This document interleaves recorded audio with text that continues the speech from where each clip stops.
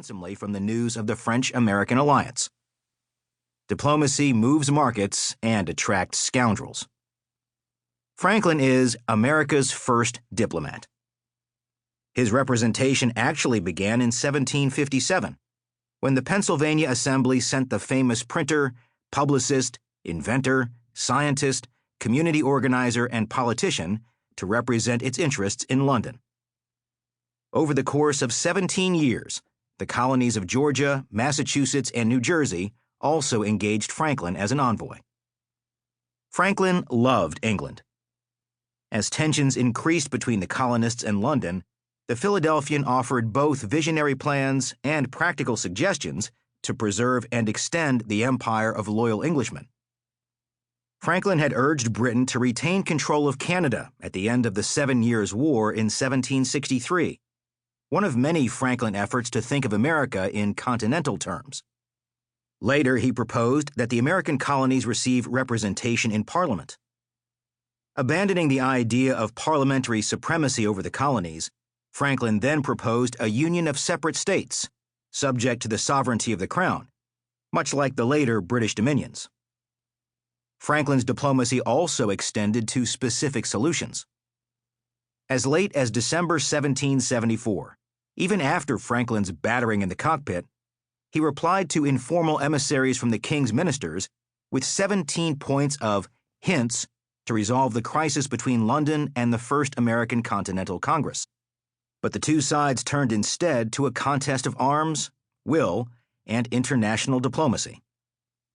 When Franklin arrived in France in December 1776 to represent the new United States, he faced a challenge even greater than his experience in London. Paris had not recognized Franklin's country, nor had any other capital. The United States was, in reality, a loose confederation of former colonies.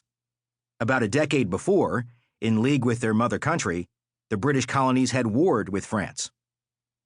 Franklin's new government, an experimental republic, was untested, starting a war, creating an army and a tiny navy, and trying to raise revenue, all while loudly voicing diverse views. Franklin's mission challenged the most powerful empire in the world. He sought money, weapons, and supplies, as well as political recognition. Later, he urged the direct commitment of French troops and the assistance of France's fleets. And while wooing the French king, Franklin and his compatriots needed to achieve credibility across Europe in order to seek Dutch loans and perhaps a Spanish alliance as well. Franklin combined a new type of public diplomacy with the old. While the United States was unknown, Franklin was famous. He personalized his representation of America in ways that appealed to French opinion, even to its sense of style. The 1766 portrait of Franklin in London by David Martin is that of a gentleman scholar, wearing reading glasses and studying a book, and watched over by Isaac Newton. In France, artists painted Franklin as the frontier philosophe in his famous marten fur cap from Canada, wearing plain brown suits with no wig, and adored by playful Parisian ladies. Franklin's likeness graced medals, prints, snuff boxes, rings, and even a chamber pot that Louis XVI gave to an enthusiastic Franklin fan. To intrigue the intellectual society of Paris, Franklin highlighted the exceptional nature of America's cause. He arranged for the publication of the Articles of Confederation, state constitutions, and other Republican documents. The old publisher also planted anonymous pieces, especially parodies, to feed rumors, amuse, and mock. Franklin's diplomacy appealed to France's sense of self, its respect for the nobility of ideas, culture, and civilization, but also Gallic worldliness, wit, and pride as the historic power of Europe. At the same time, Franklin was alert to diplomatic verities. For more than 4 centuries, France and England had been enemies.